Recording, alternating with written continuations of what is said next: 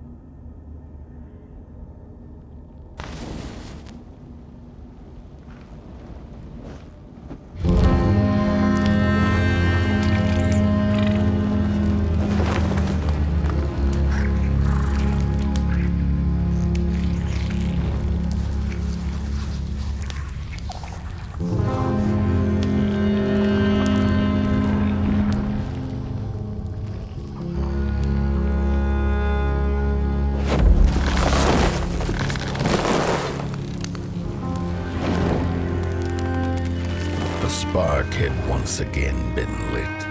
It was told that for the being who kept fire in their heart, all darkness would vanish. Nevertheless, this long night seemed endless and fraught with perils.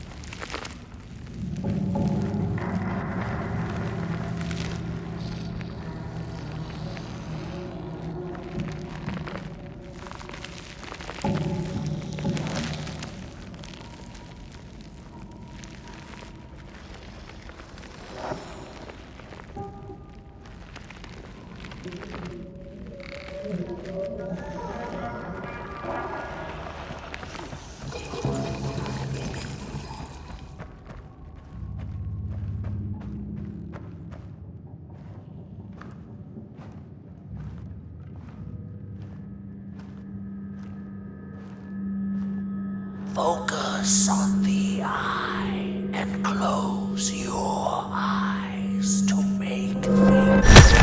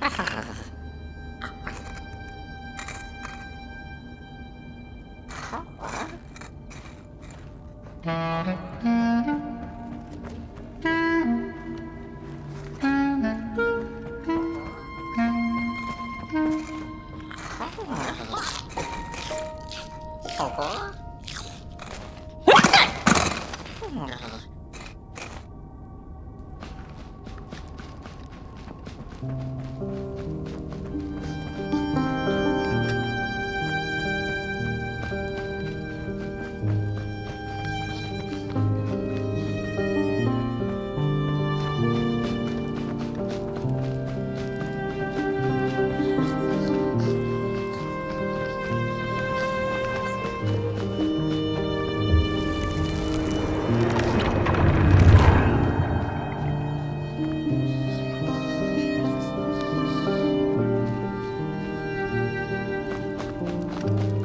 midst of darkness, lo and behold, a friendship kindled. The fire that spread with it seemed so small against the vast night sky, small and flickering, but defiant.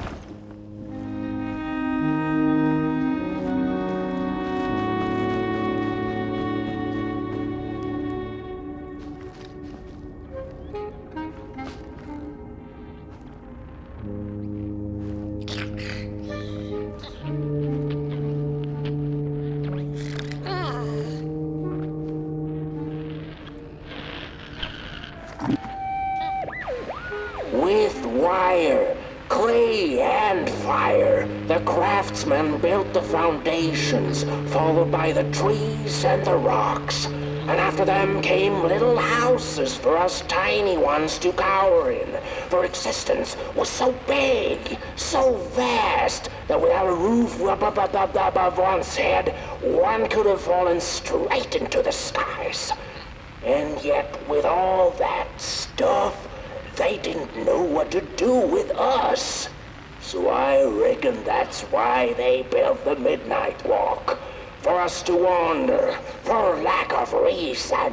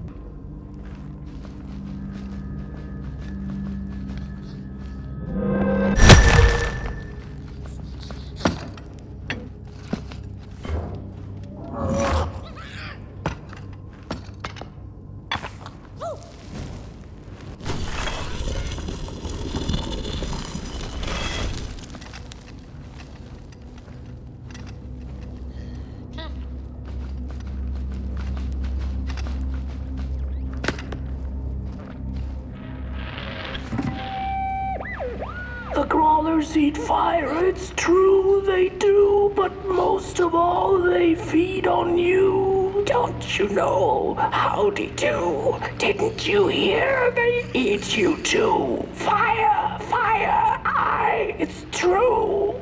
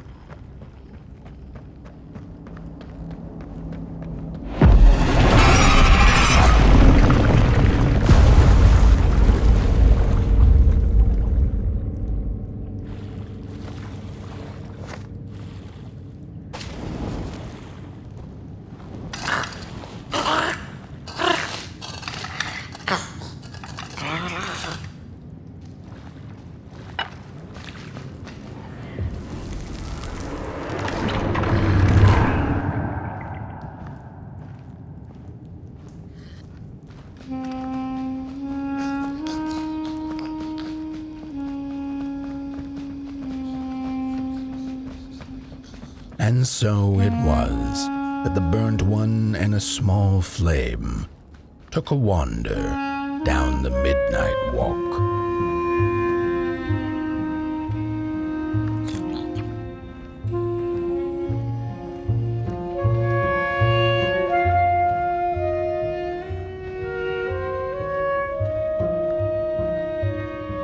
In the closing nights of this era, a wandering flame.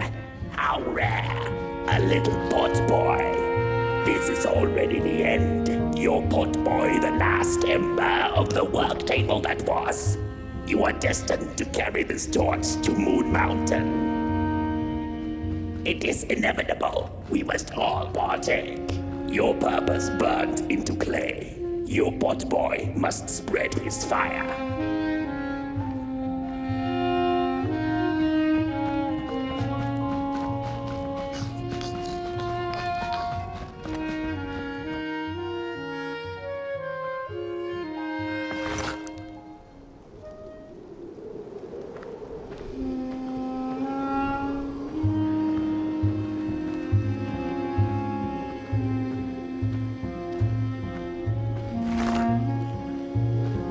Whether they held or lacked reason, it didn't matter. When times were dark and winds blew cold, there wasn't much left to do, and it was quite enough to simply put one foot in front of the other.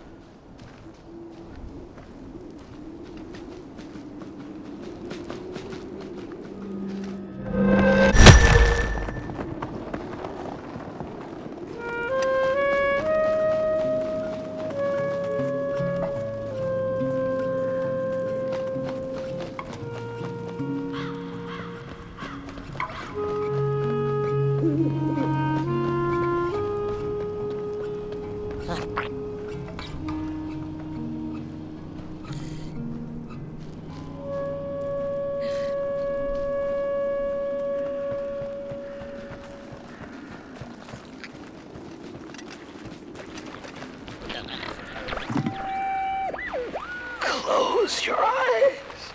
Listen. They sense you. They feel you. That's so beautiful.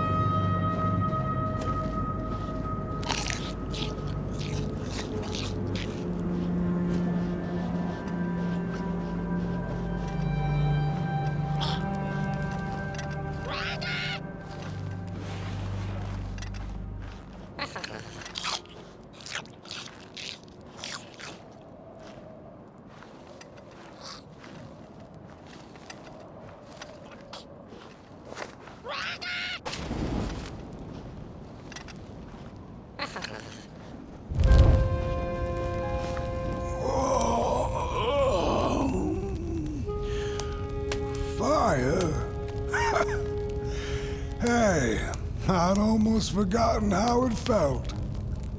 And salutations, burnt one. Fancy meeting one of your kind here. You're the caretaker of this little firecracker? I reckon you must be headed for Moon Mountain. Am I right?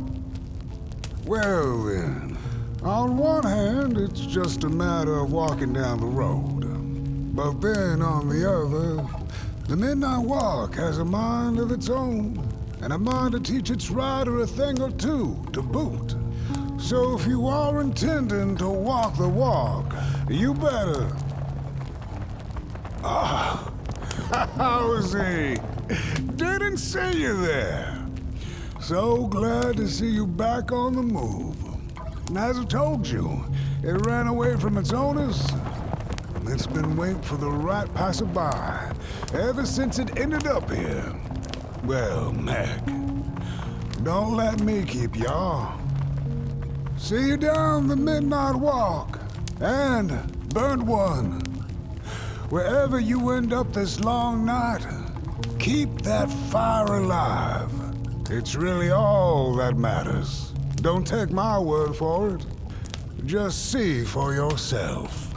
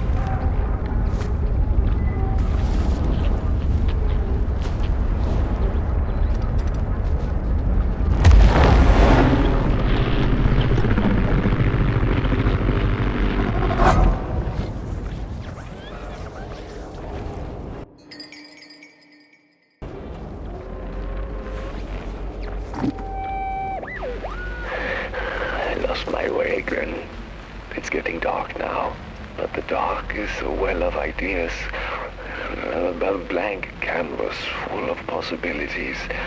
The dark itself is the key. All it needs is a little spark, and then I get what I need. It hungers for fire, so I take a match, I light it, and I offer it. I give it freely. I have to surrender.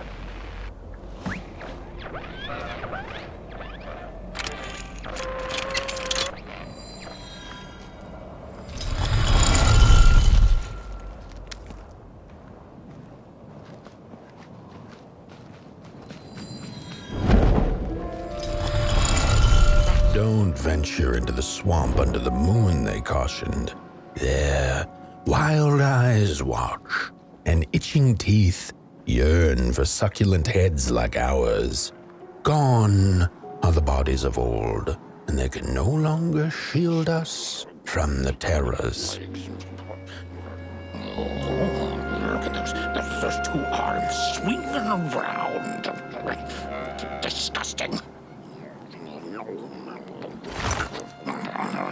Don't touch me, you limb tree. Heads up. No.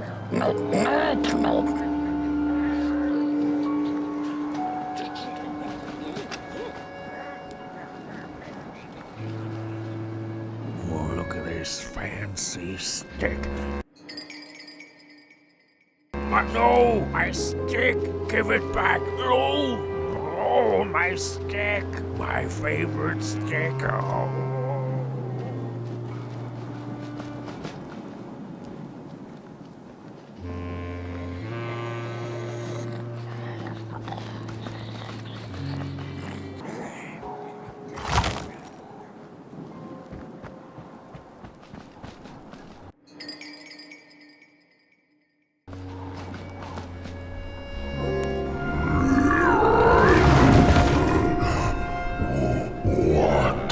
What is this? A somebody approaches Nobodyville? Your wretched limps, an affront to nobodiness. Unless your fire can prove itself useful, there will be no passage for you, limb tree. Go away.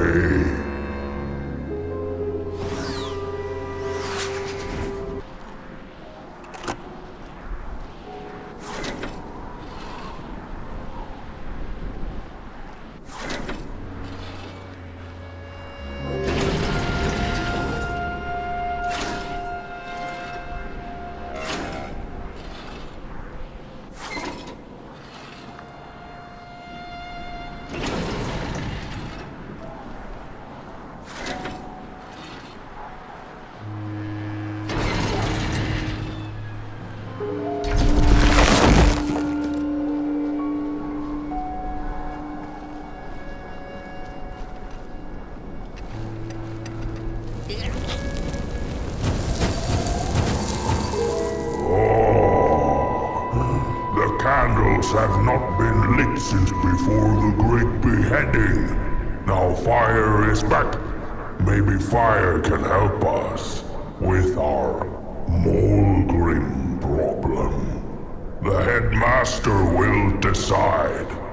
Enter, then.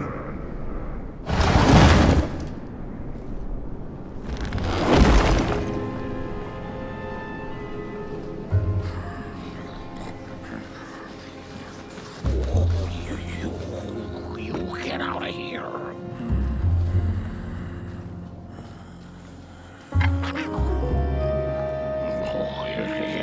It was foretold. The return of the bodies.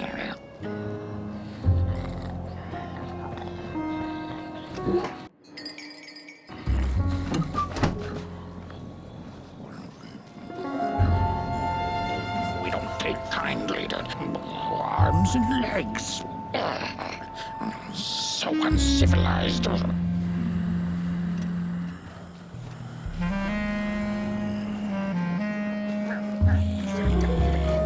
Look at those two arms swinging around. Disgusting.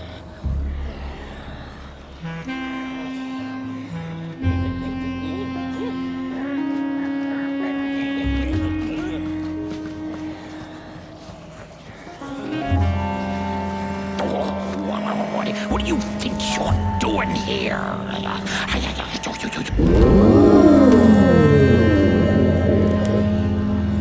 True fire. We nobodies haven't been graced by its warmth since the bodies were banished. They used fire for war. Yes. Now once more, the somebody disturbs our peace and sets fire on things with its tiny fire devil. You must leave at once. Leave or face our...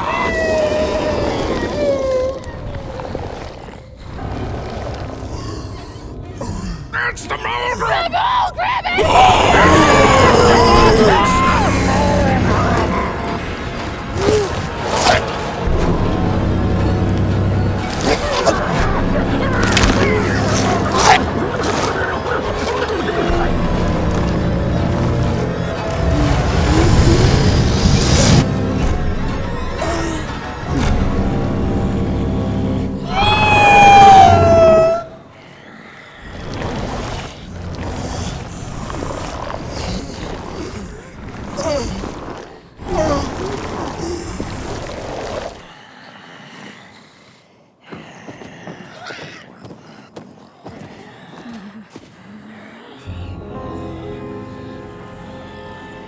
I guess I'm the headmaster now. As you've observed with your own head globes, we have a problem. It is called the Molgrim. Recently, she has become bold, moving ever closer to Nobodyville. You should help us get rid of her. Yes, get rid of her. Tame her, just make it stop. And by the powers suddenly vested in me, I will, shall grant you passage through our fair Nobodyville. Here, take this. Blech. Now, go do the quest. Meet the problem head on. Tame the Molgrim, and we will. I shall graciously let you pass through Nobodyville. Heed my words, the Molgrim will get you!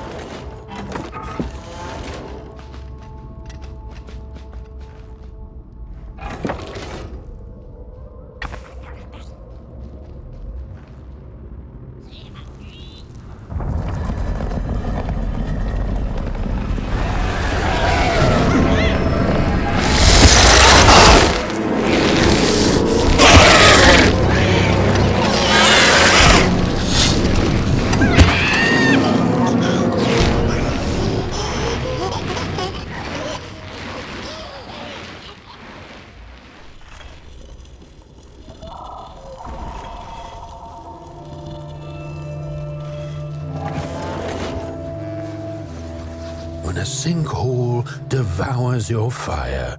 Give it up or dive in after it. An old swamp saying.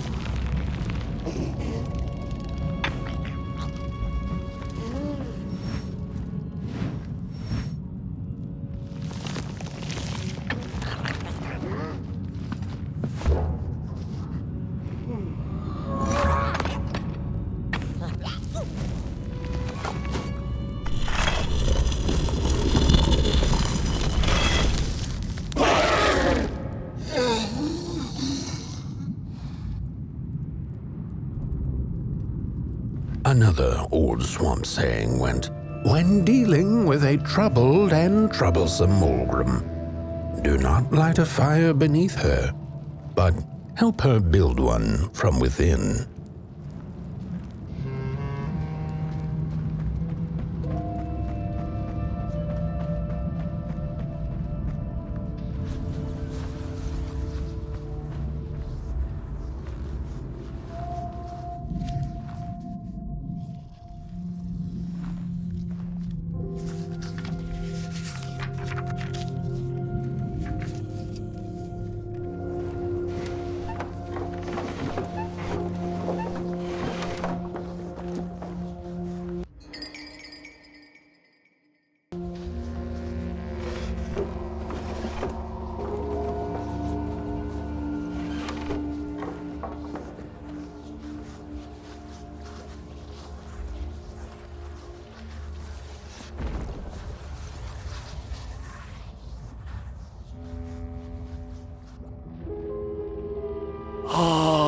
My neck hearkens the anguished howls of the Molgrim, and the bitter patter of feet.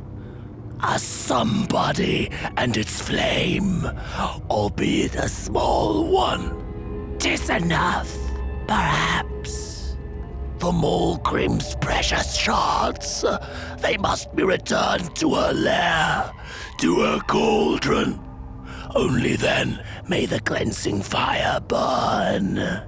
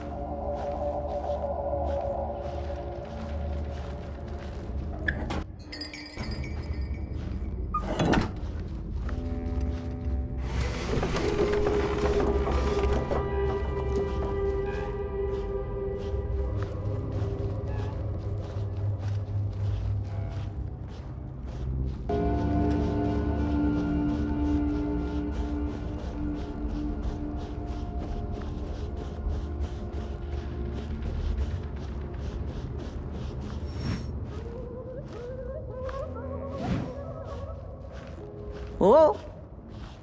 Ah! Don't eat me! Oh, well, If you're not gonna gobble me up, then can you maybe take me away from here? Please? Somewhere closer to Nobodyville and away from here. Get me out of this neck hole, please. I'm begging you on my bare chin, and I'll pay you for the effort. Handsomely with a beautiful shard from the Molgrim's cauldron. If you just take me to the outskirts, closer to Nobodyville, I'd find the rest of my way back for sure. If you...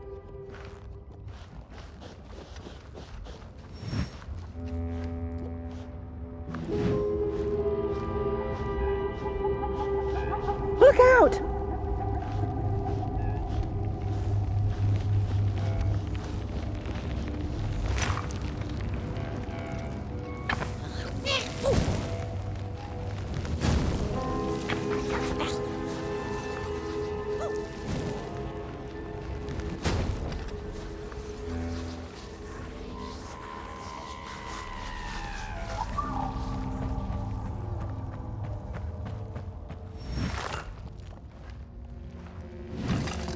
I appreciate the brain thought, somebody, but that head belongs to somebody else.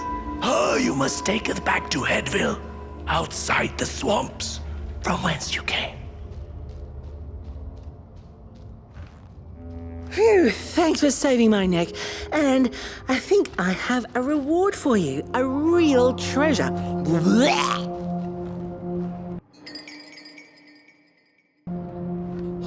There you go. One of the 3 missing shards from the Molgrim's cauldron. Yeah, I stole it. Oh, I thought I could maybe buy me some kind of ticket away from, well, everything. Start anew, you know? A good head on a pair of healthy, strong shoulders. Eyes on the horizon. Gosh, the horizon. Do you know I haven't seen it once since I lost my body? I really do miss my body. It's a real shame when you think about it, you know? The things that we do to ourselves, to one another. What we did to her, kind. All in the name of some sort of control. It doesn't make sense. Anyway, I guess I'm sad. Sad and sorry.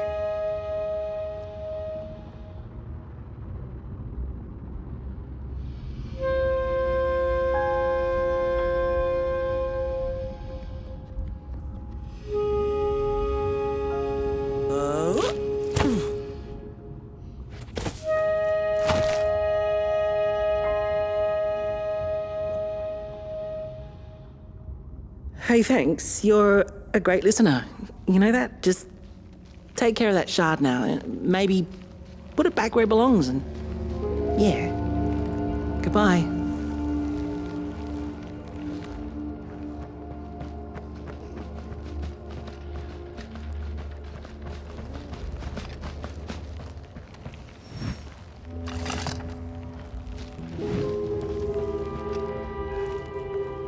It's easy to lose one's head when everything you love is either gone, broken, or dead.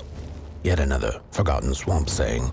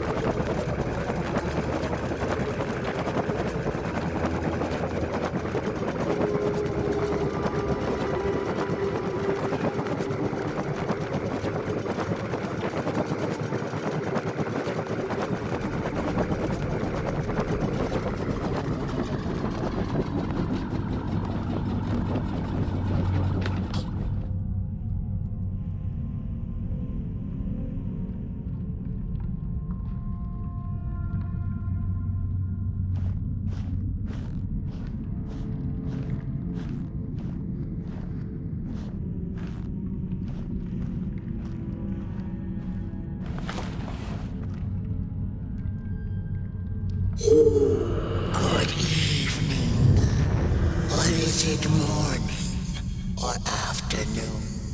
Hard to tell without a sun, isn't it? No, it is most certainly night, or moonbirds hooting wouldn't make sense at all. Speaking of sense, will you help an old bird find some in this story?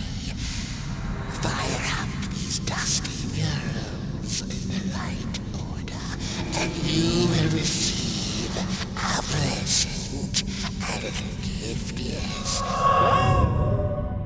Bring the fire to the story.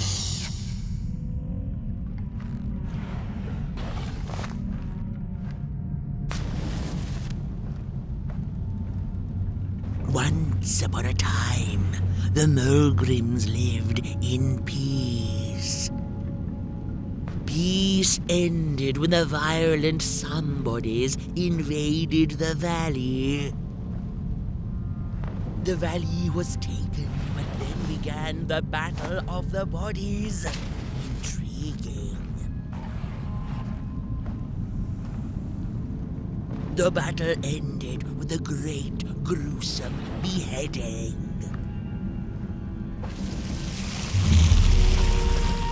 For time immemorial, the Molgrims had lived in the valley in peace, sharing good eatings and howlings around their fire, which they had inherited from the skies.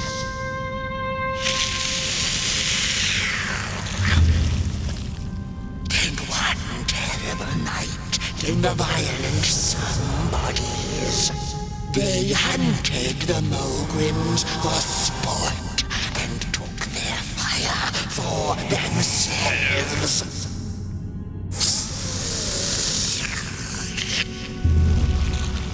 But the somebodies knew not what they were dealing with, for as soon as they held the fire in their grubby hands, they began to fight one another with it.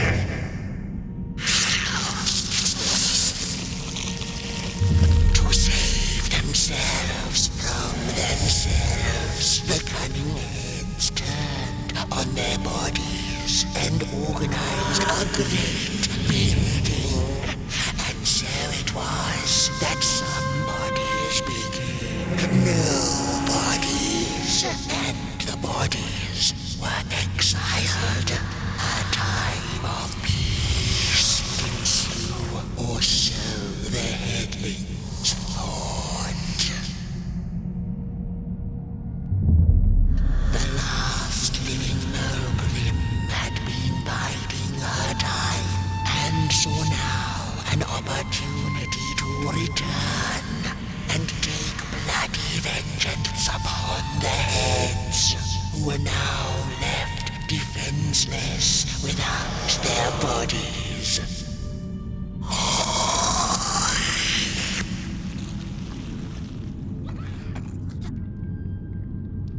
The time of the Molgrim begins anew. A storied meal indeed. Moonbird thanks you for feeding her and proudly upholds the promise. A gift. A shard from the Molgrim's own cauldron. It looked so shiny in the moonlight. Moonbird simply had to take it.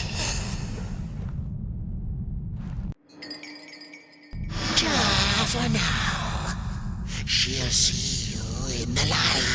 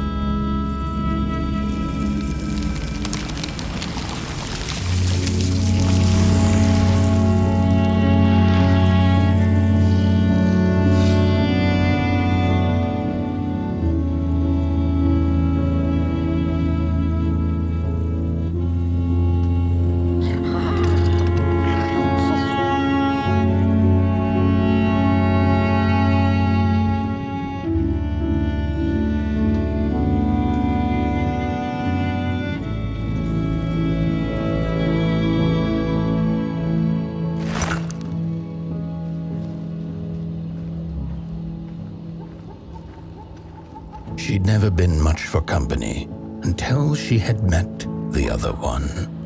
He had shimmering scales, an appetite for life, and carried a faint scent of rotting leaves she found irresistible. Oh, how they used to laugh at the distant stars, bitterly, together.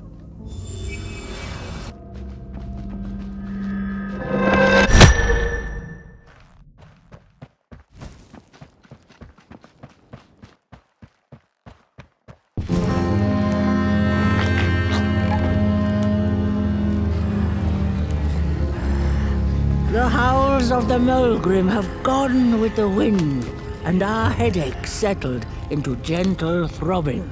Thank you, somebody, for you have not only graciously saved our necks, but also demonstrated the value of brain mass and heart blob working together. Could it be time for the bodies to return? We must convene on this matter, and you and your wandering flame must now leave through our gates and keep on walking the midnight walk to Moon Mountain. Moon Mountain! Here you go, somebody. This key will open the town gates. The mountain once again beckons, and the call is answered. Fare thee well, and take good care of your flame. The dark itself is hungry.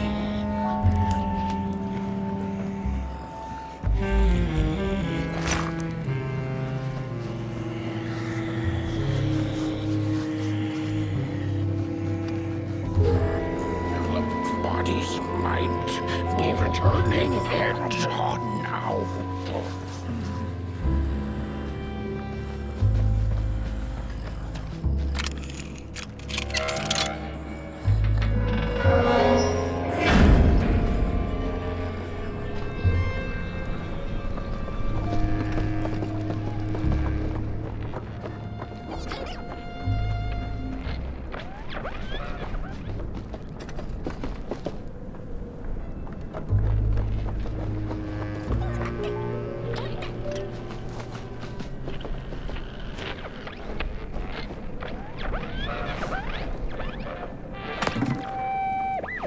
I've had enough.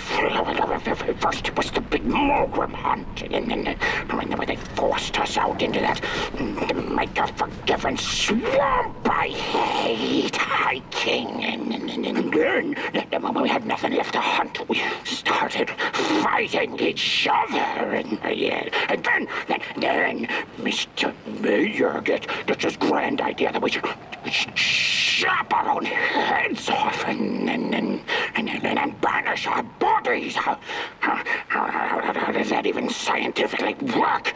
I've had enough of civilization.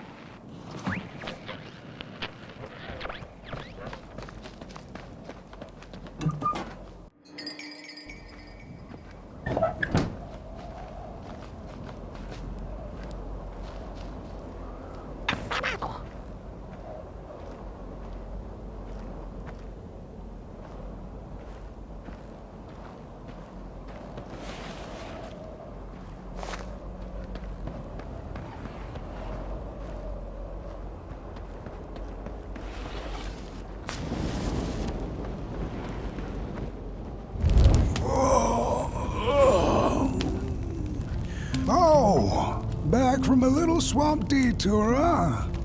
Hope the heads didn't give you too much trouble. At least your head looks attached to its shoulders and your friend's is, well, burning. So do not despair. Should you once again lose your way along the midnight walk, you're probably meant to.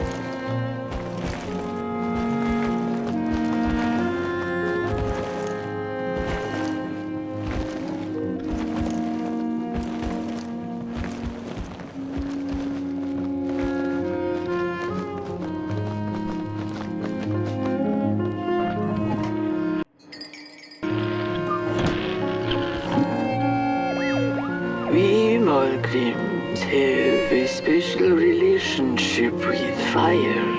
We do not cook over it. We do not shed tales around it.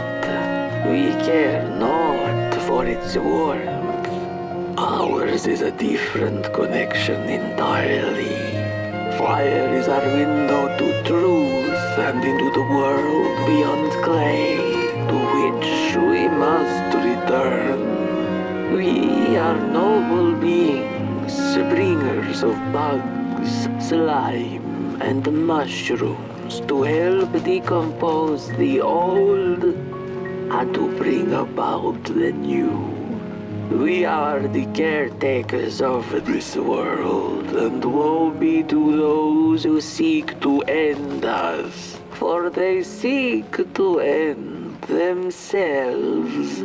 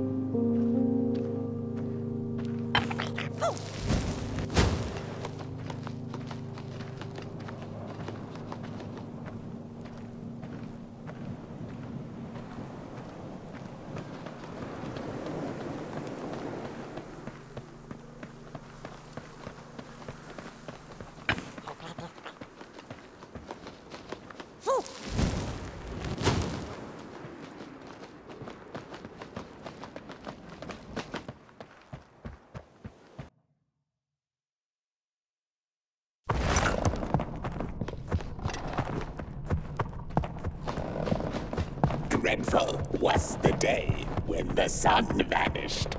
The waters dried up, birds went quiet, and the dark itself seeped unchecked into the work table as the cold, chewed paper moon rose over the mountain. The night that followed would be long as the midnight walk.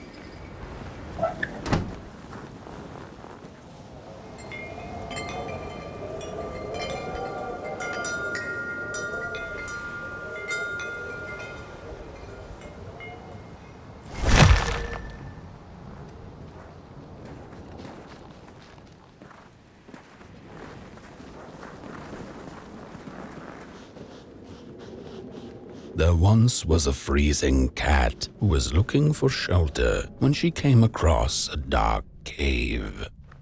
"Step into my abode," offered the dark. "It will warm you if you surrender your wants."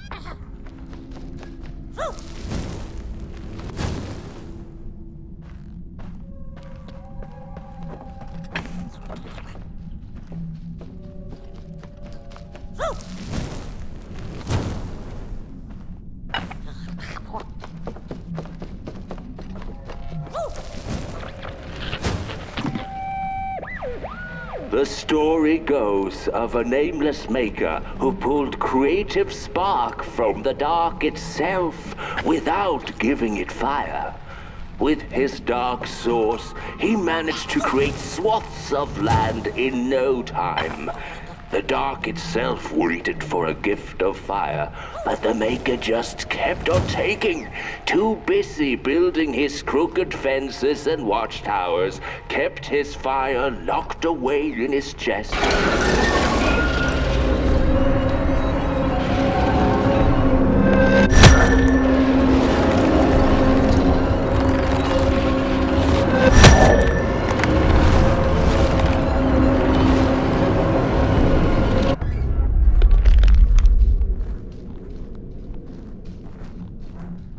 The dark's eyes were much too big and watchful for the cat's liking. She went on to find warmth somewhere else.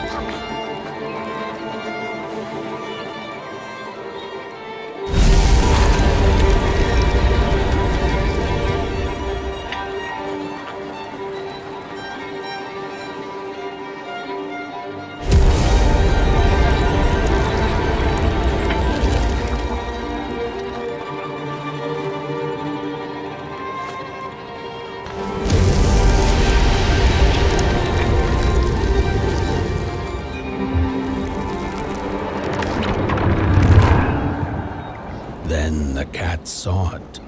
Rooftops piercing the sky. Approaching the town, she was greeted by a crone. Come, kitty, kitty, you must be tired. Sit in my lap. Share your soft fur, and I shall warm you for a spell.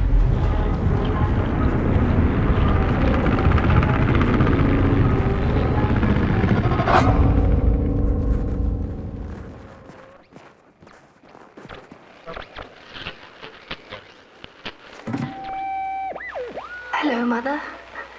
The well said to give it a match, so you and I could talk again. I hope this works, because that was my last one, and well, it's cold now. But it doesn't matter. We can finally talk after everything. So, how are you? Do they have fire where you are? Not the hellish kind, I hope. Is Father there too? I think you should talk to him again. I know it doesn't seem like it, but I know he loves you still. I love you. Still. I can't feel my hands. I can't feel anything.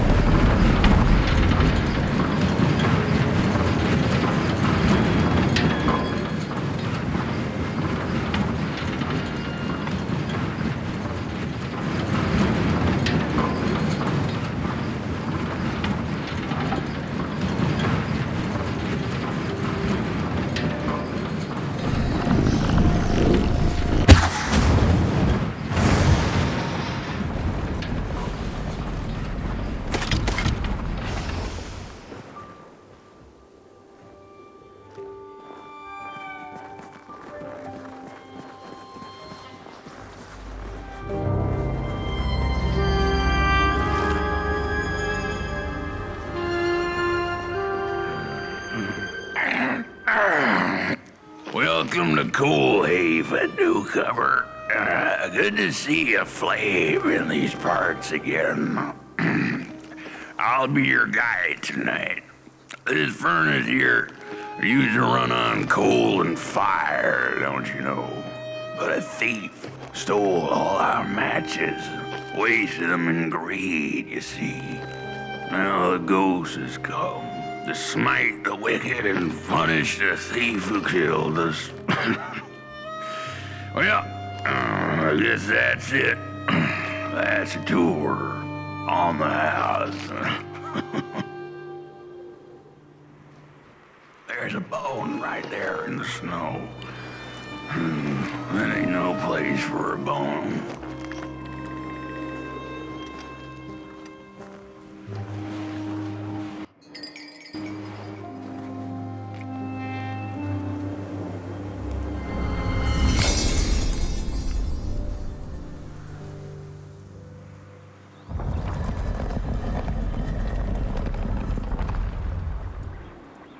Oh, do you feel that?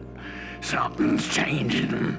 That furnace was the soul of the city. We used to worship it, us coal miners did.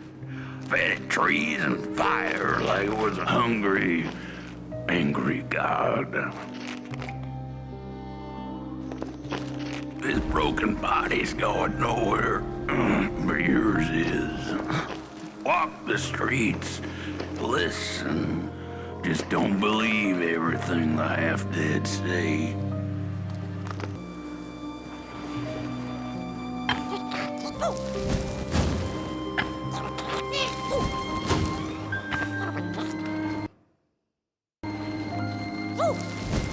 Jeremy. The curse of cold leaving is ugly and vengeful. A grave matter indeed.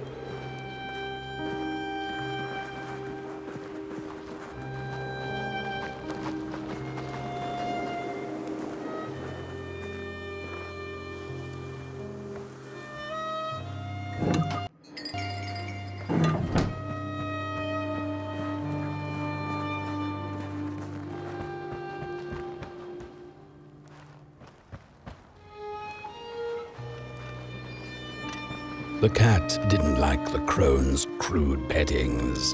Her hands tugged at her fur. "Now, rest still," the crone said, as she pulled out a crooked knife. The cat was quick and escaped just in time.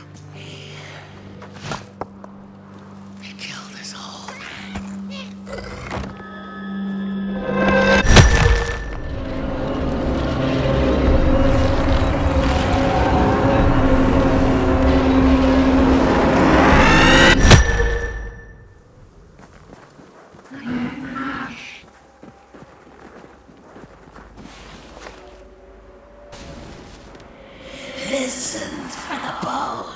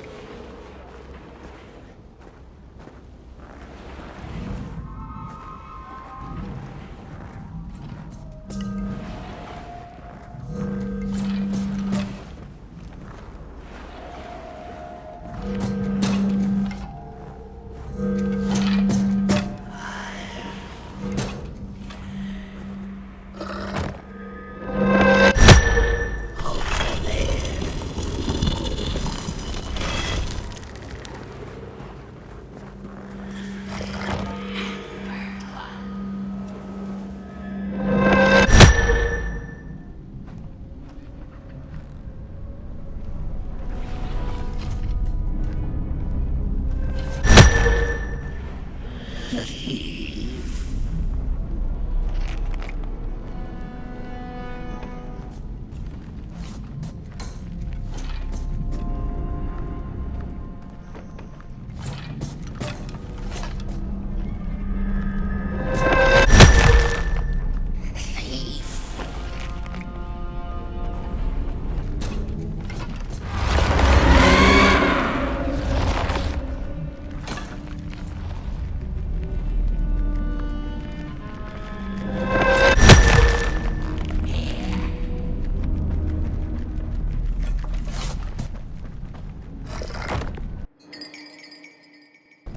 killed us all.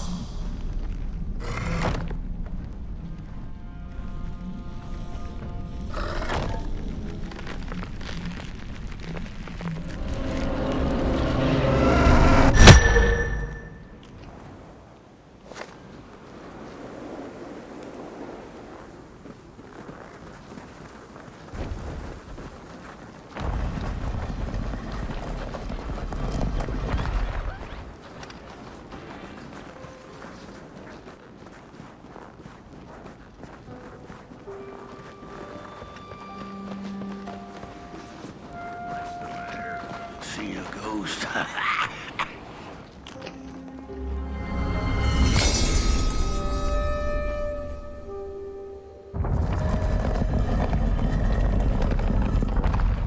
The thief loved the stars. Would have plucked them out of the sky if it were possible. But the dark itself stole her stars, turning the thief's sky as black as a cup of joe. And so the thief began to steal matches and lit them, hundreds of them, like little stars of her own.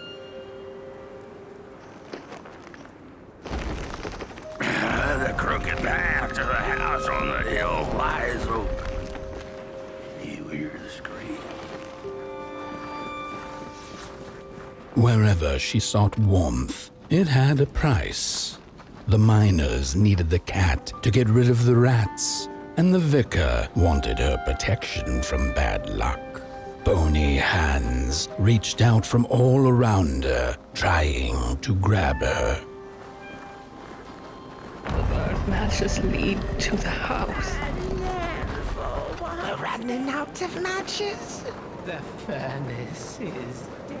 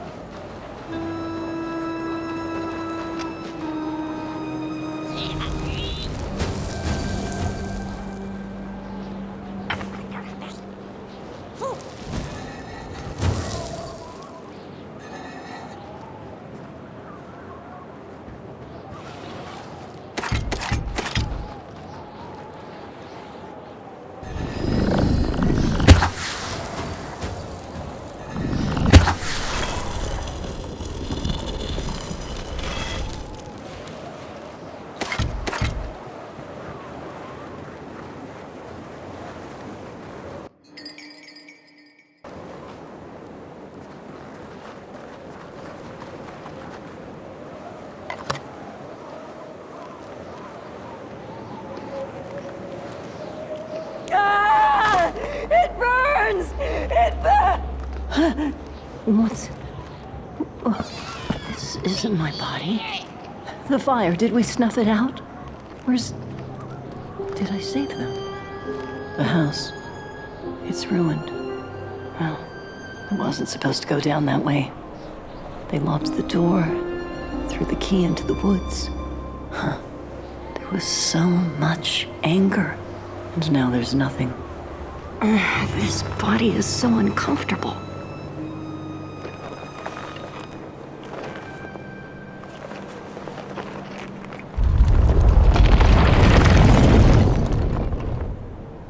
While I was in the black, I had a dream. There was a monster in the woods, with our door key dangling from its tail. I ran, tried to chase it, grab the key, and when I did, the creature turned around, and its face, it was the face of this whole town.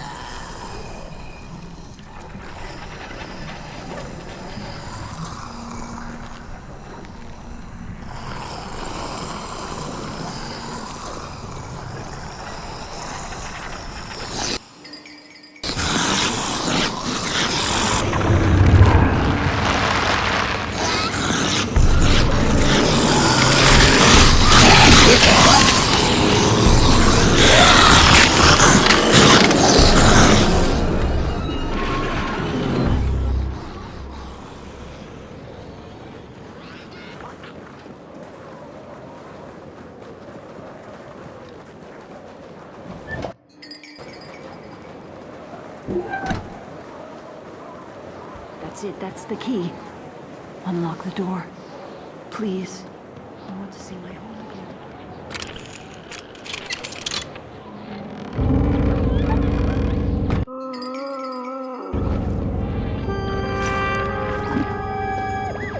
Furnace is getting weak.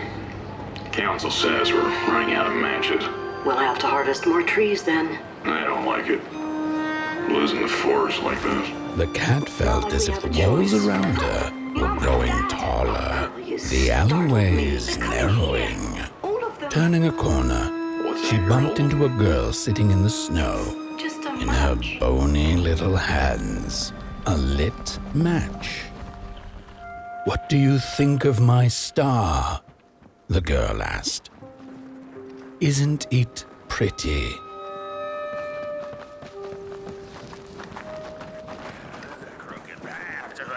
On the hill lies open.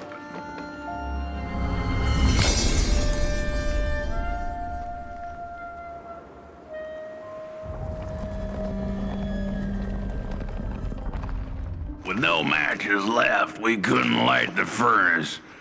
And the thief paid a terrible price for her burning greed. As the furnace died, one by one, so did we.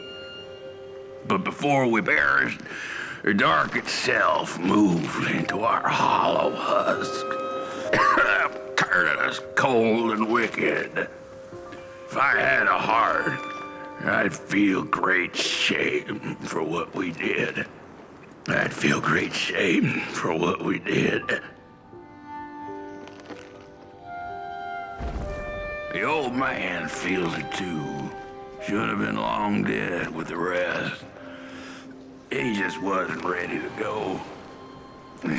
At least he has a reason for sticking around.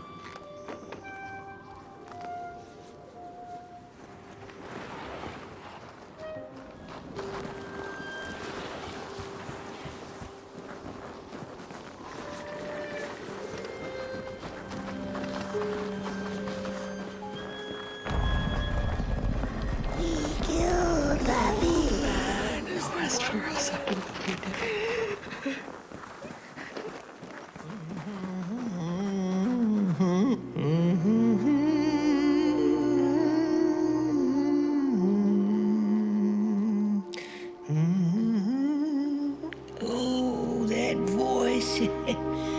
What I wouldn't give to hear her sing again. Those sweet, sweet tunes like fallen leaves of the trees that were. Such a waste. Such a shame. I wish I could hear her sing again. Just once. Just once. Oh, I know she stole from us. I know what she did to our town.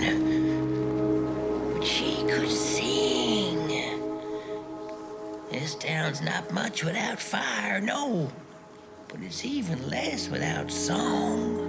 If I could just hear that lullaby one last time, I know I'd be able to move on.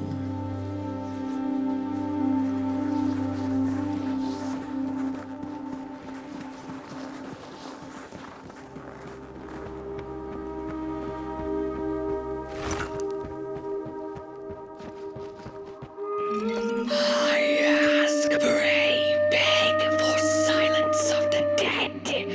But what does darkness give? A singing head. All of them dead like asked, yes. But the song, it lingers.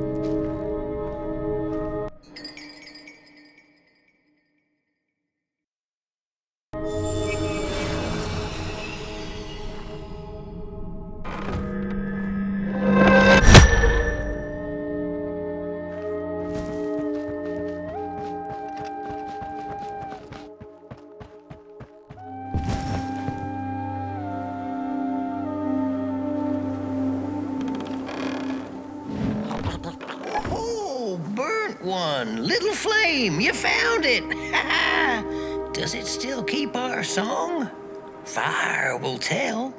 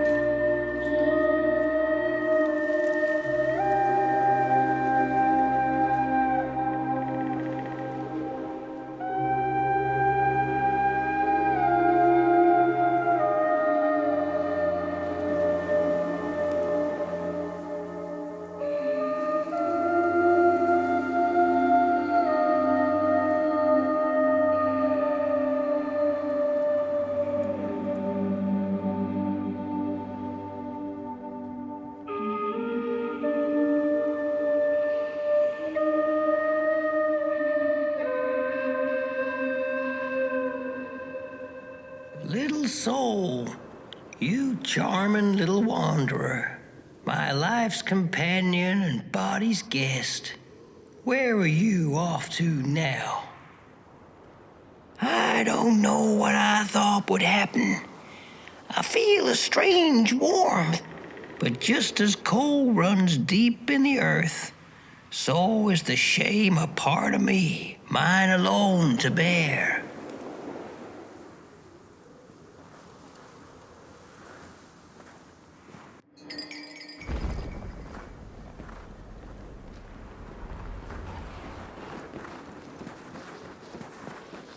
The girl offered her burning match, her last star, but the cat could tell she needed it all for herself. Grateful for her unconditional kindness, the cat left her to her ghosts. But the day of the dark shall come in the guise of a thief, in which the stars shall quietly pass away, while the houses shall be destroyed with intense heat, and the earth and its works burned up.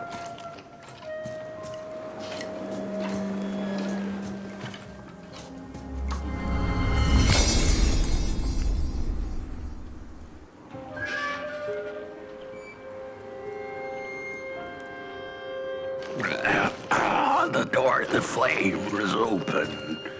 It's already there. You just haven't lit it yet. Now, if you don't mind, a little spark. And just maybe we'll be able to die for real this time. In life, I didn't mind a little loneliness, but this is the worst. The furnace longs to burn once more.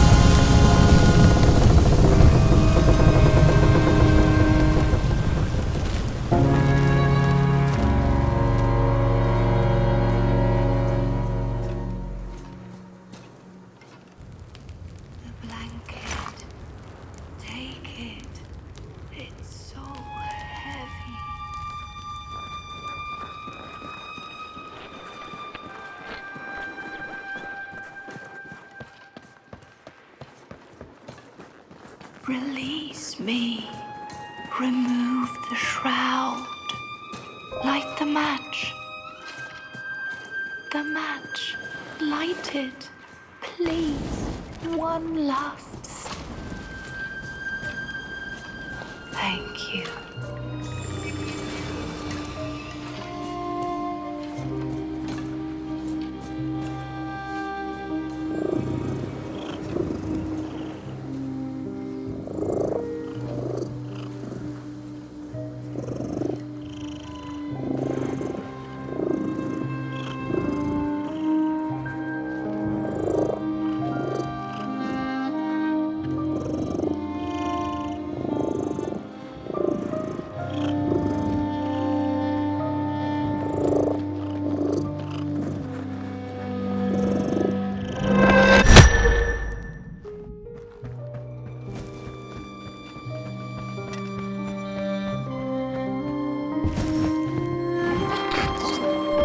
The cat finally settled in front of a giant burning furnace. In its bright flames, she could glimpse a dark future. This did not matter to her, for now she was eternally warm and at peace.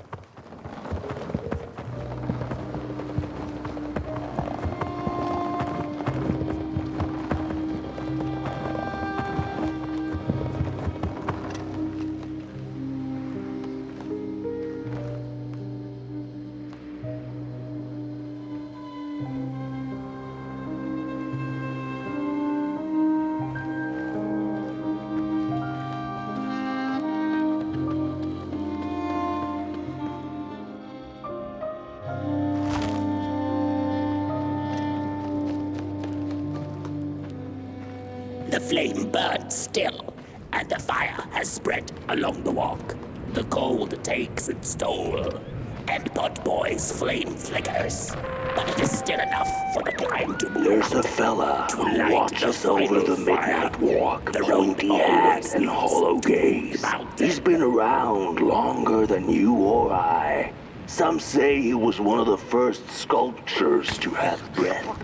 Some say he's not from around here, but from another maker's work table entirely. Some say he's seen what lies beyond Moon Mountain, but I just think he's lost like the rest of us. And he's waiting for the right one to come along. Waiting for something that'll give him that eureka for his song. He keeps his banjo by his side, but he never plays it. Strange, but he's in no hurry. He's got all the time in the world.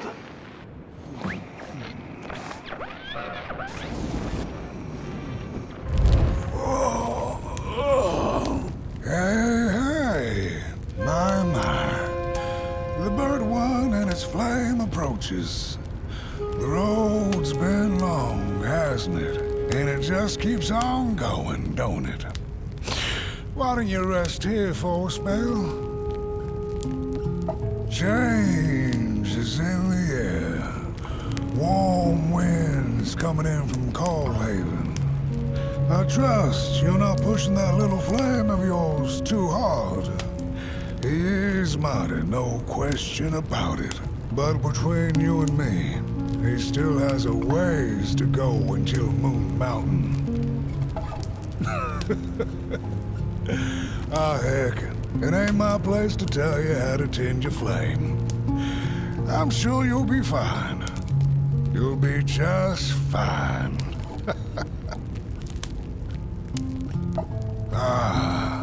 To feel at home wherever you walk. How's it? What a friend to have on the road, huh? Now, there's an open door invitation, if I've ever seen one. Go on in, then. Get some rest. I'll keep watch.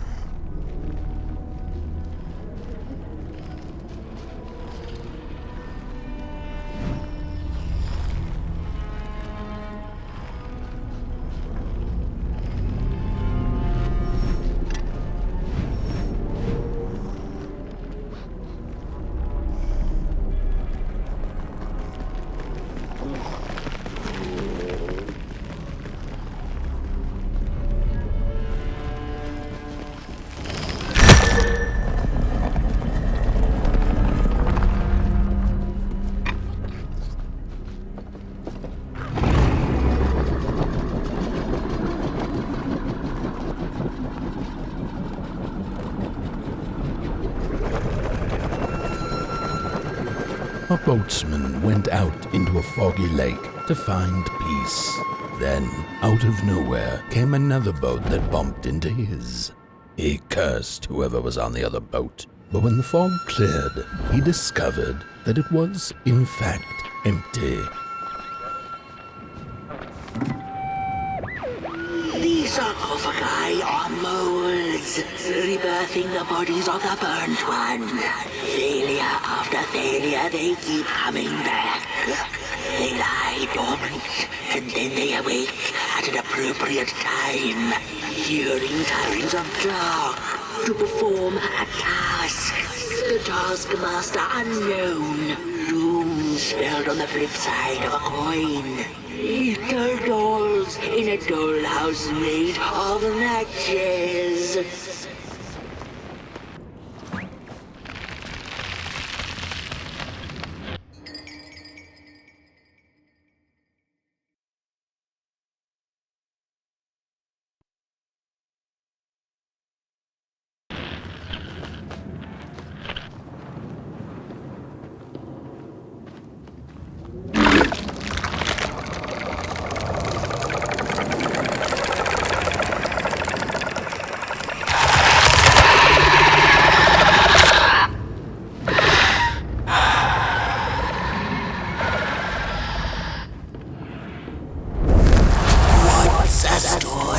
Without a little adversity.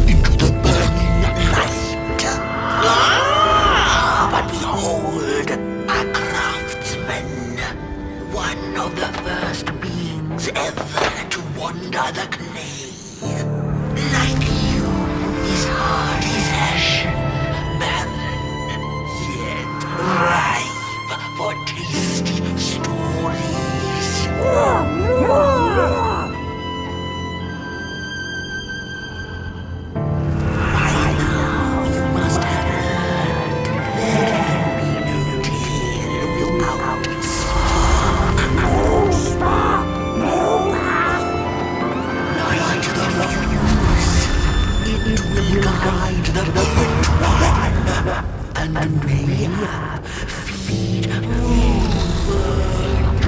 A symbiosis most reasonable. Don't you agree?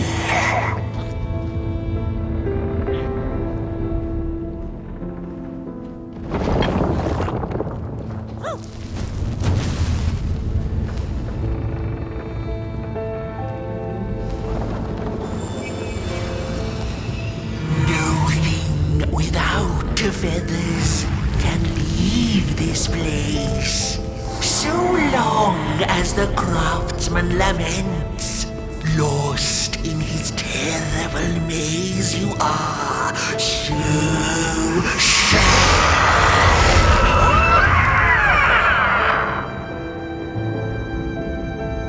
Sad! Sad!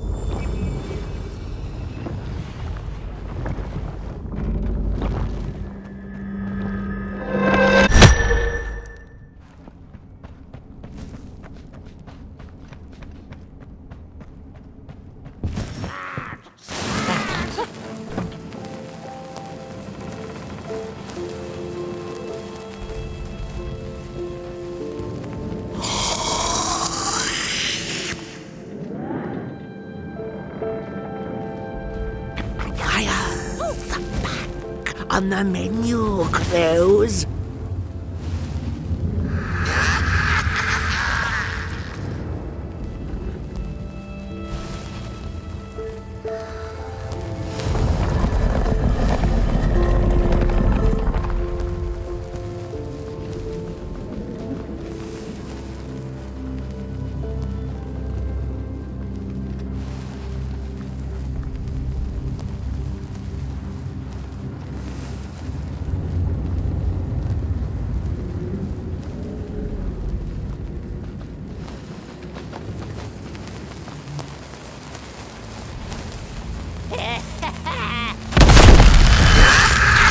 I see you.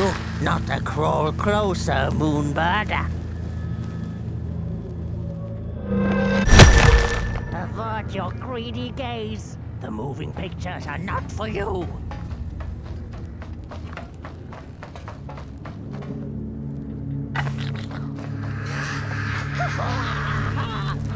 I hear you messing around.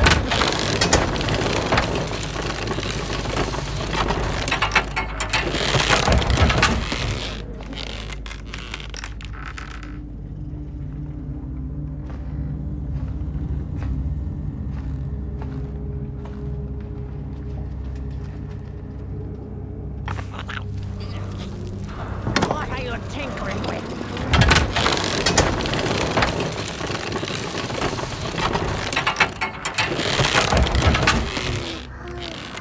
Birds of the dark everywhere.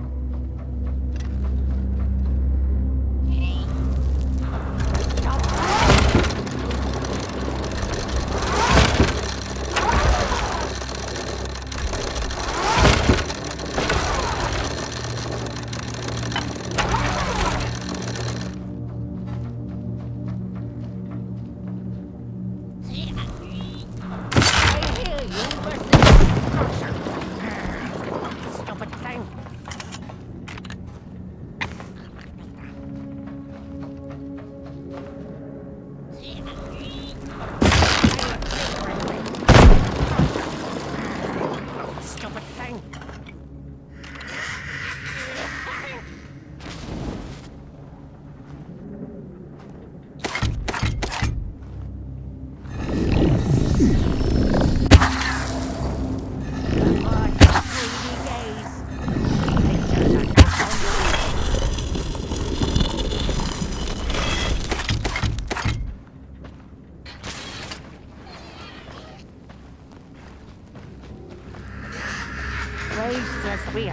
faces.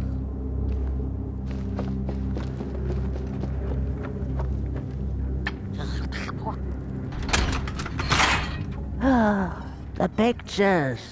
They are moving again. Forbidden. It is forbidden. It is forbidden. Hush, no talking in the theater, fools.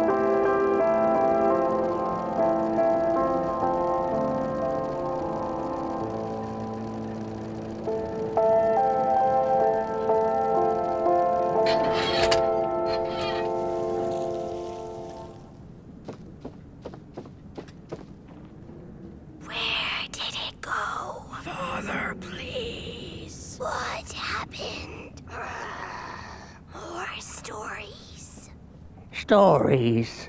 How I cherish them. Real as clay, as palpable as the midnight air. They're all we have left once the dark has taken the last campfire from us. The projectors tell a story of failure. The craftsman projects it onto his creations. He keeps building without love for his craft. He needs to see it.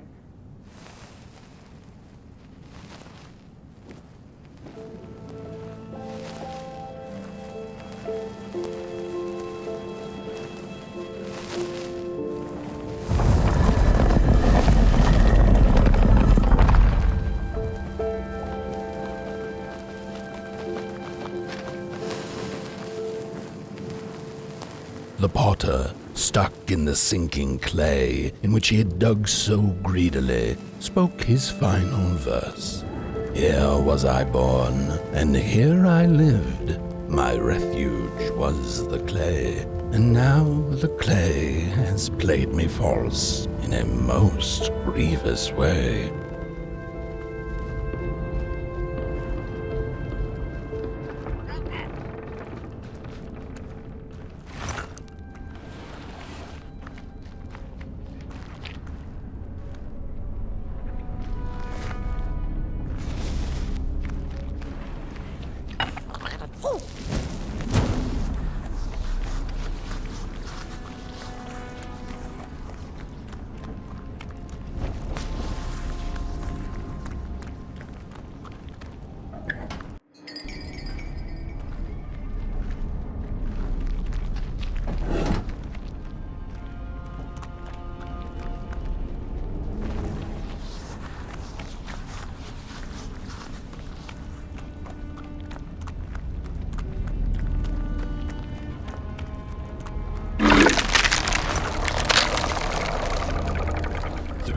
blind explorers discovered a sleeping beast. Each of them touched it and described it to one another. "Its skin is coarse," said one. "No, its ears are big," exclaimed another. "The teeth are its most prominent feature," declared the third. Who was right or wrong mattered little, as the beast awoke and ate them all.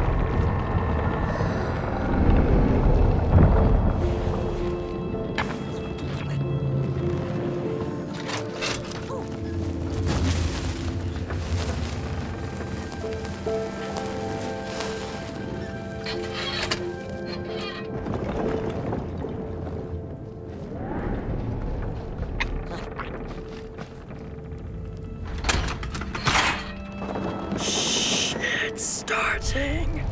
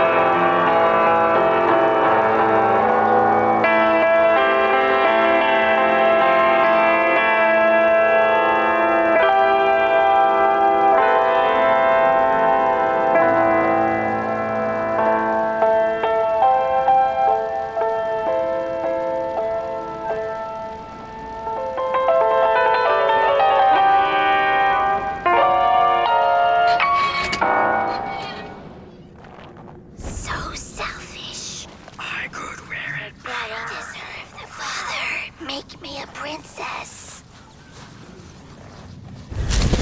Look at these sorry reflections of the daughter.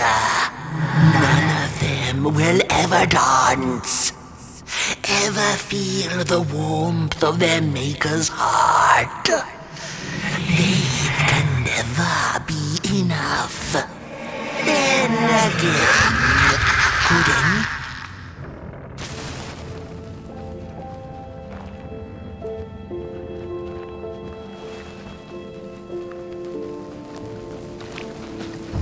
After years of searching for her son, the weaver was convinced she had lost him to the dark. One night, there came a knock upon the door. "It's your son," said a voice. "Please let me in." Thinking this was some cruel spirit come to mock her grief, she remained silent until her son gave up and left, never to return again.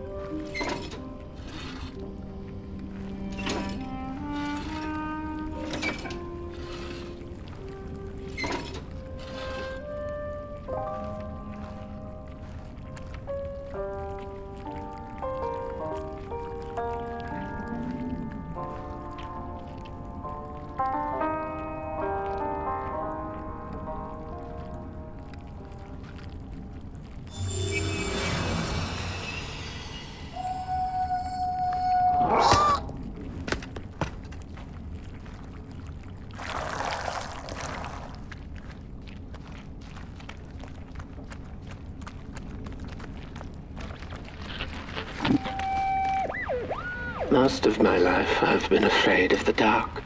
When I was little, my childminder got annoyed with me and tossed me into a wardrobe as punishment. She let me sit there, alone, and I sat perfectly still so that no closet monsters would notice me. It was the longest, most terrible 15 minutes. Many years later, I don't know what happened, but now I love sitting alone in the dark. I get into the wardrobe, close the doors, and I sit perfectly still. It's like a void, empty, but not cold, where nothing exists and everything is possible.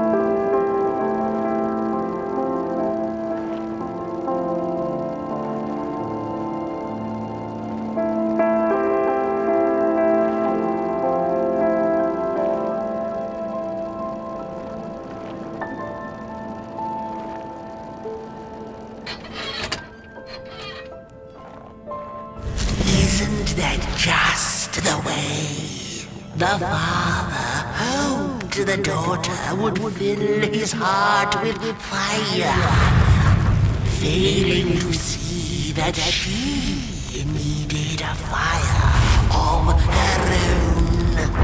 His princess danced away, and he stayed behind, cemented in his ancient groove. The heart is a bottomless pit, never sated, always craving for more.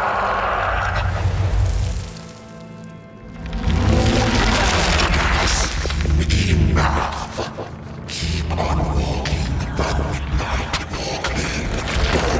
Don't run all the way to your infernal doom.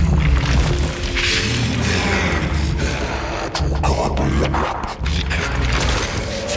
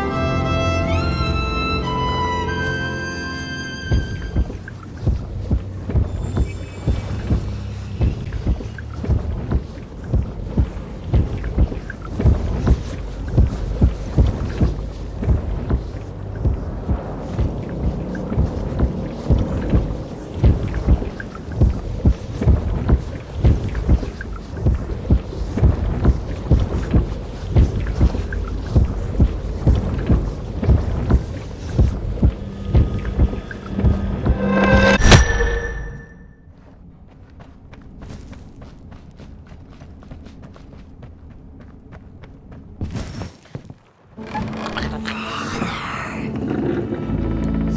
us. Father. Thank you.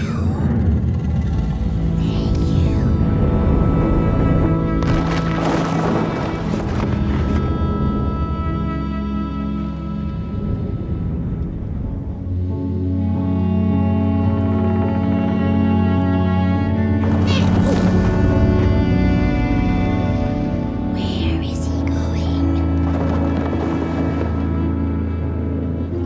The midnight walk.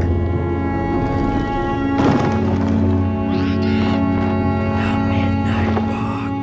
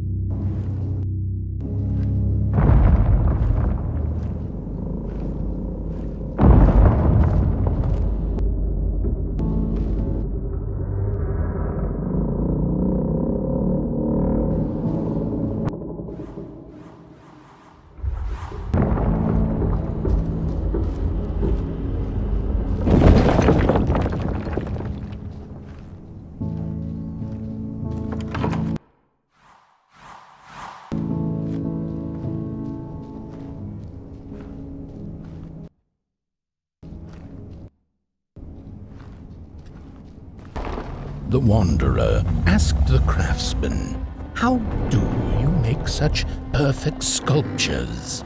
To which he replied, "Oh, there's nothing to it really. I go into the dark woods.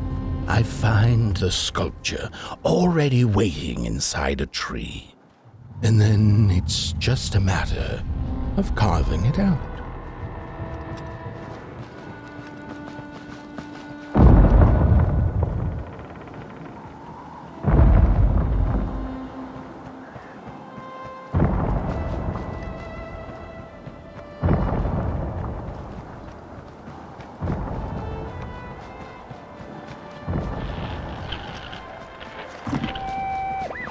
When I was a child, I exchanged letters with a monster in the woods. We were best pals, and we shared all our secrets with each other. One day, my sister told me that the monster wasn't real, that she'd written me all those letters to play a joke on me. But the joke's on her, because I knew the truth about the monster in the woods, and we exchange letters to this day.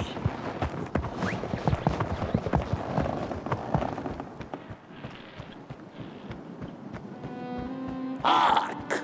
Not very far now. Not very far. The flame longs to be free.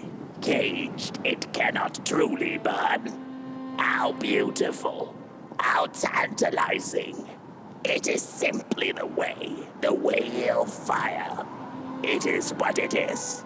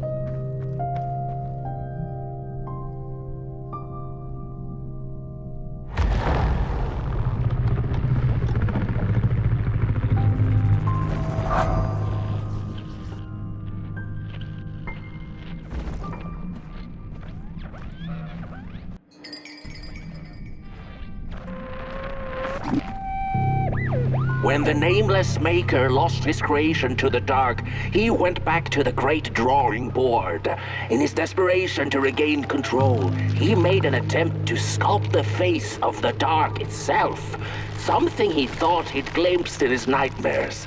But the face wormed itself out of his mind's eye, and instead his twisted sculptures came alive, grinning and many-legged. Thus, the grinners escaped and seeped into this world as a reminder to the maker that there's always something to smile about, even when things don't go the way you hoped.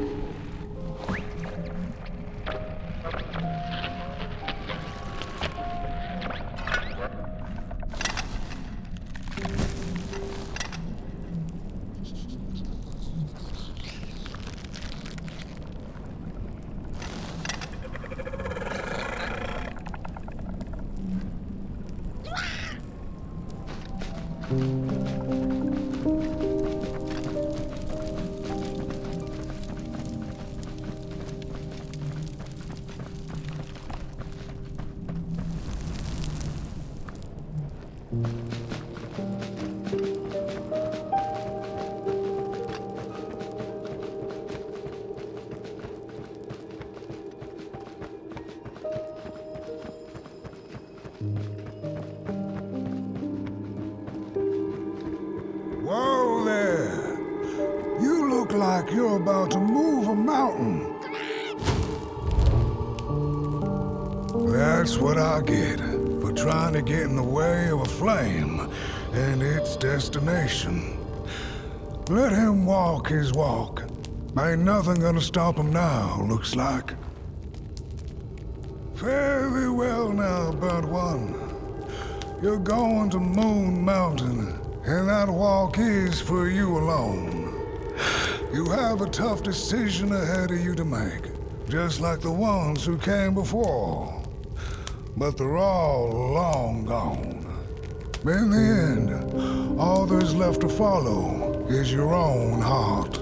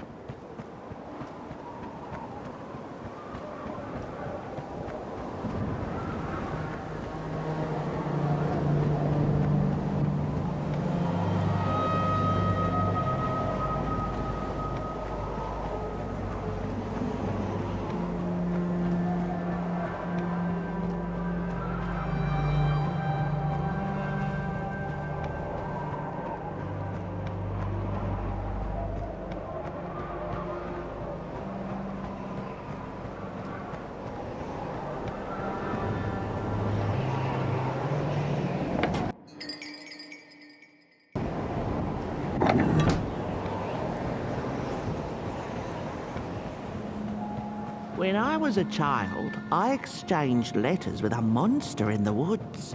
We were best pals, and we shared all our secrets with each other. One day, my sister told me that the monster wasn't real, that she'd written me all those letters to play a joke on me. But the joke's on her. because I knew the truth about the monster in the woods, and we exchange letters to this day. Oi! You the caretaker of this little fireball? What were you thinking, letting him run off? Don't you know how precious he is? Oh, yes you are. A real sunbeam. Who took the sun away? We Merkles used to ask until it finally ceased to matter. Night skies like these, trouble seems so far away, doesn't it?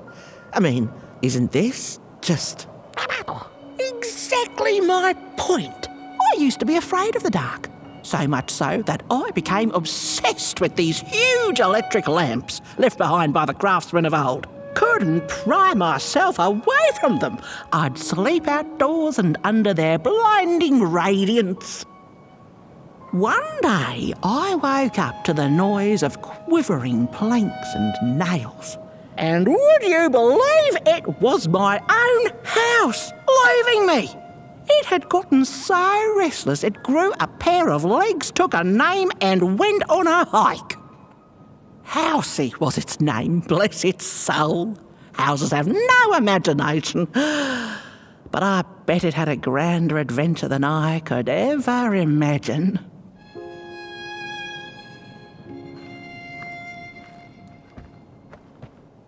This little flame is your home, burnt one. Keep them nurtured and safe, and you'll always find yourself in the right place. Through the rain, in the dark, and over Moon Mountain.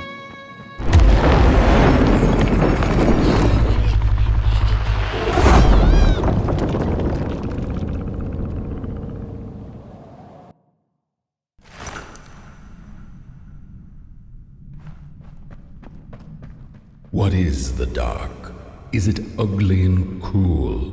Is it a place for monstrosities, for fools lost in the woods? A terrible void where all your nightmares come true.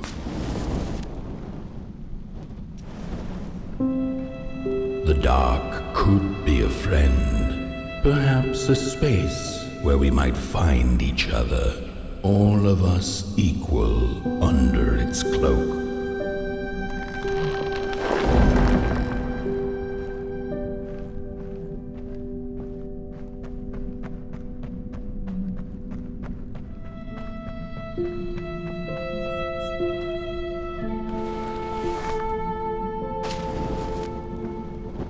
The dark could be an embrace and the release of the old, like taking off a tight shoe, laying bare one's feet, and taking a first step onto a new adventure.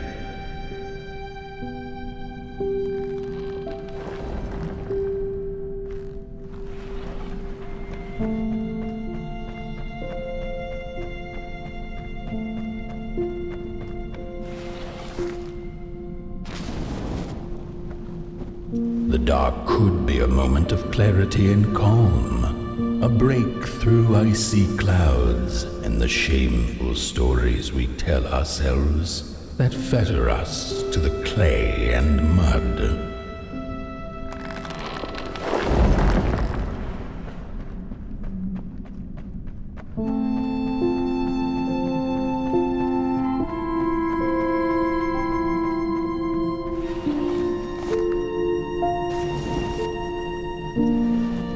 The dark could be the space and time that we need to recover from the death of a dream and the quiet promise of new beginnings waiting on the other side of grief.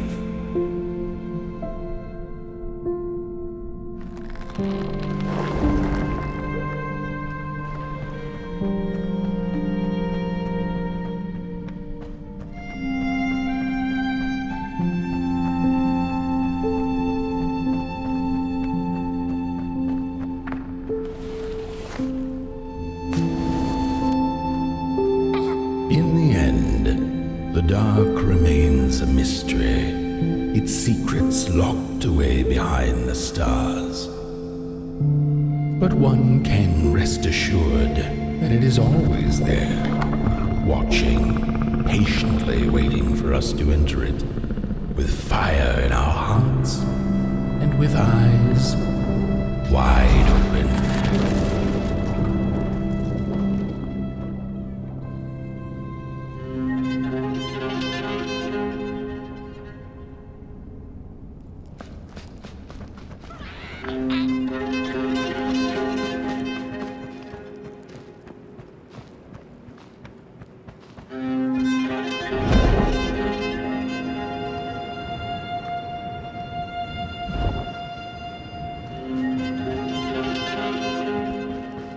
You've arrived. Hark! Your fire is dying. But the last embers will light the final fireplace and send your potboy home. Can you do what you must? Naturally, you must. It is destined, and you will be loved and forgotten.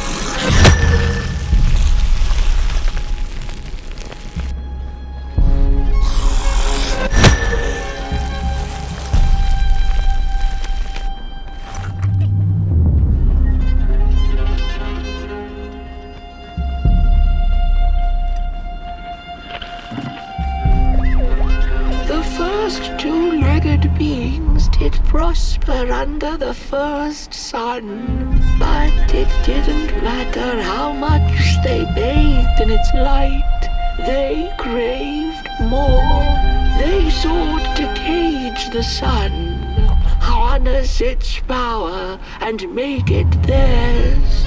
But the makers in their foresight had put the sun far, far away, so far that no creature could reach it.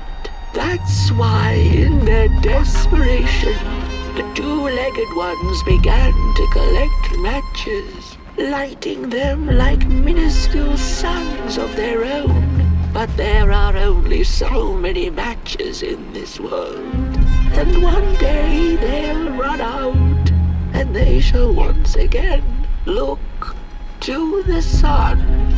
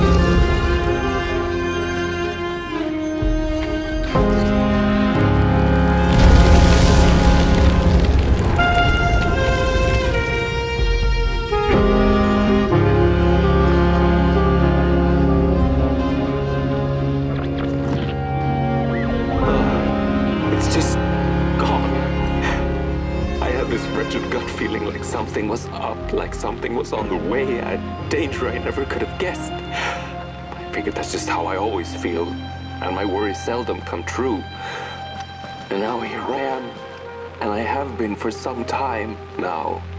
And it just won't come back. I'm thinking, while I had it, I didn't know what to do with it, how to care for it, enjoy it. But if I had it again tonight, I'd probably waste it all over again.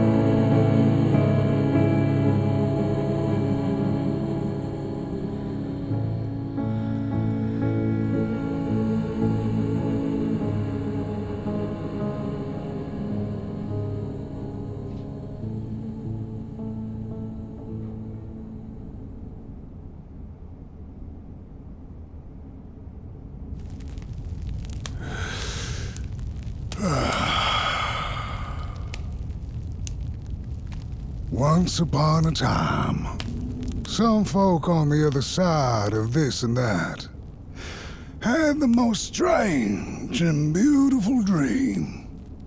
I hope that tonight you caught a glimpse of it, and I wish you the levity and grace to smile in the darkest of times and on the way down your midnight walk.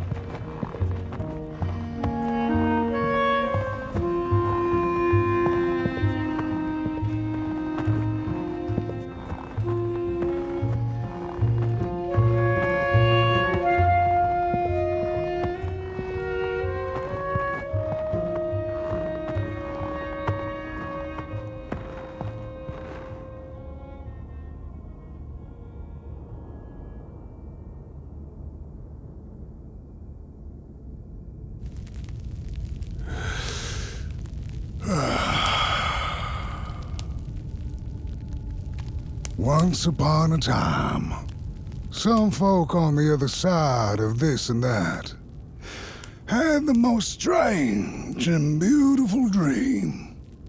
I hope that tonight you caught a glimpse of it, and I wish you the levity and grace to smile in the darkest of times and on the way down your midnight walk.